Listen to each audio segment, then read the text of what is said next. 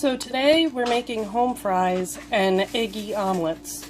This is a normal breakfast that we typically make for the kids on the weekend. Yeah. You just chop up your potatoes into little wedges. Dice an onion and garlic. I have 2 extra cloves just in case I need more. We're going to do the home fries first. Okay?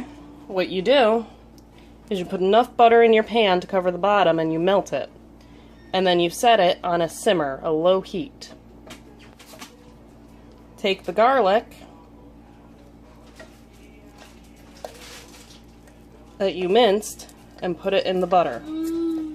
This will flavor the butter, which is going to be absorbed by everything. It's sticky. Once you get that butter in with the garlic, you want to give the garlic a little time to cook out a little bit.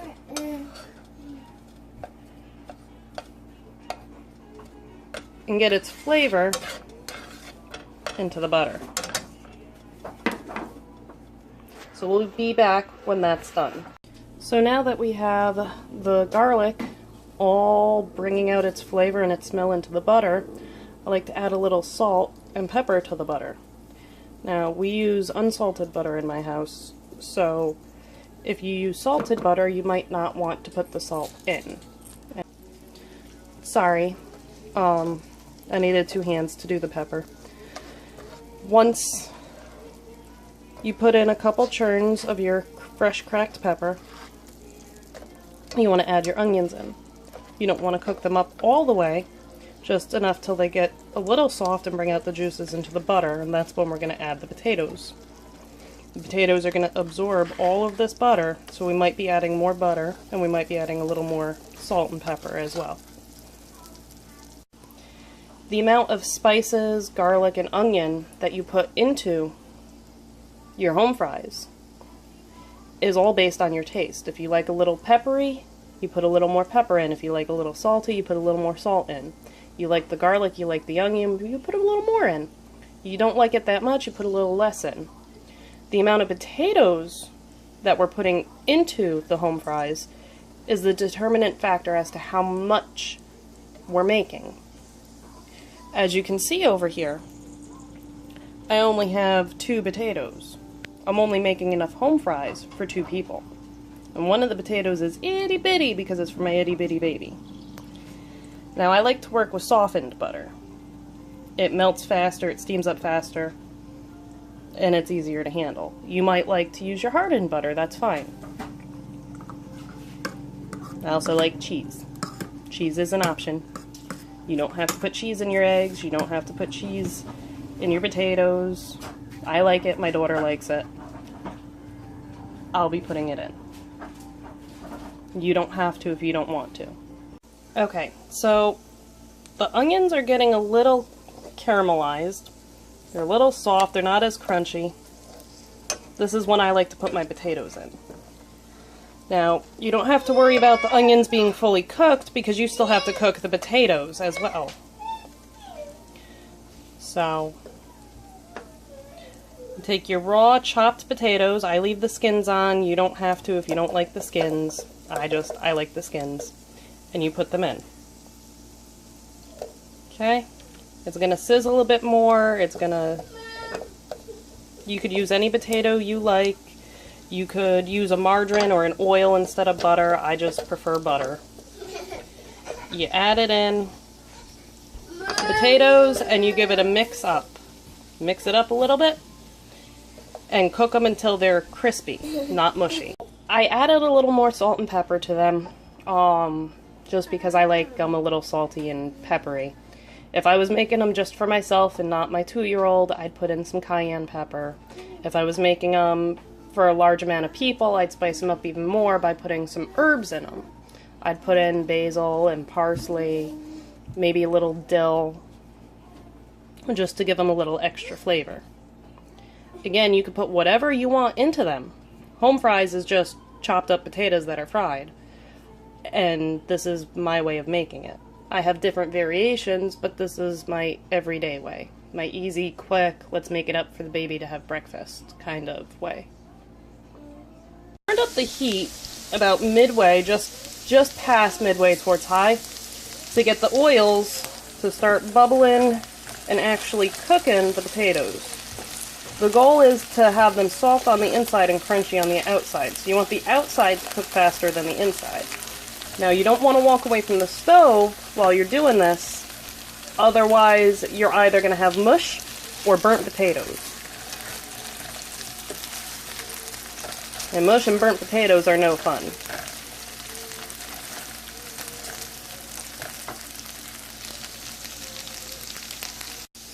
Once your potatoes start popping, you can turn the heat down. You just want to raise the temperature enough to start actually cooking the potatoes.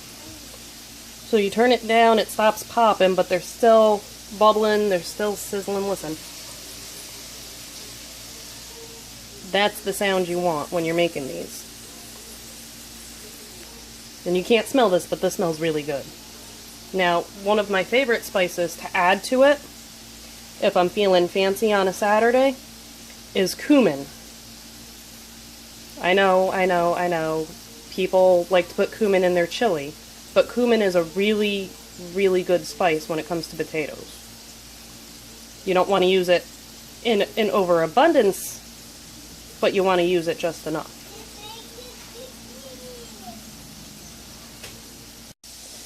You not only want to stir your potatoes, you want to give them a flip every once in a while too. So here you are, stirring away. You want to scoop under and flip. And go through that and make sure they cook on all sides as evenly as possible. My experience, I'd like to put a little disclaimer out. My experience about cooking is nothing that I learned in a school. It's all experience that I have learned on my own, from recipes that have been passed down from generation to generation, to my husband teaching me recipes from his culture, as he is from Russia, and I know nothing about Russian cuisine. My family's mostly British, Italian, and German. Ancestry going all the way back to the Mayflower, and as recently as my dad's mother immigrating here from Canada in the 1940s. Now, the potatoes are starting to turn golden brown.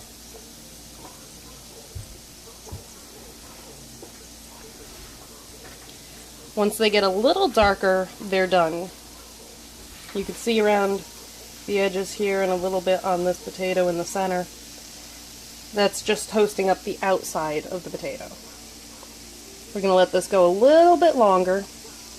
I mean, you could, honestly, you could take it off the stove now and eat it just as is. The potatoes are fully cooked. But I like to have a little crunch with the soft texture of the potato. So now that the home fries are done, we set them off on a plate to the side, and we melt some fresh butter for the eggs. I mean, you can wipe the pan out or use a different pan for your eggs than your home fries. However, I like to use the same pan simply because that's less dishes for me to do later. So we melt some butter covering the bottom of the pan, and we add salt and pepper. Now you can have your eggs any way you like to go with your home fries, over easy, scrambled, or a lazy omelet, as I like to call them. Now this lazy omelet is just 2 eggs, a little bit of milk, some cheese, a little bit of a chopped onion, and some herbs, a mix of herbs that my husband has in the freezer. I think it's parsley, dill, chives, green onions. There might be a little cilantro in it. I don't know which one I grabbed from. But the greenery actually gives the eggs a really good, unique flavor, something a little different if you have ever eaten eggs so many times that you need something different. Now, if my husband was making this, he'd cut up a sausage, or he'd cut up some tomatoes, and he'd put that in as well. But I like to keep my eggs meat-free, simply because that's my preference. And it makes it a little lighter. We're having the home fries, which are a heavier item, so you want something light to go with it. Just scramble it up and throw it in the pan.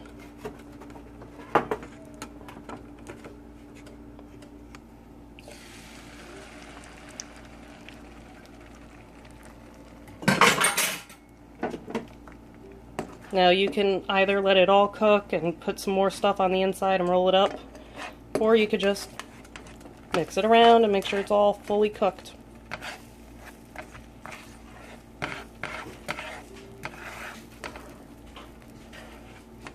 Okay. I like to put the cheese on the inside of the egg because it really melts and it kind of holds the egg together. I also use raw onions because I like a little texture in my eggs. And mushy eggs and mushy onions is not really giving it much texture. Now as your eggs get a nice golden color, that means they're starting to cook. If you really zoom in, you can see little splotches of orange showing up where it's nice and toasted. That means they're done.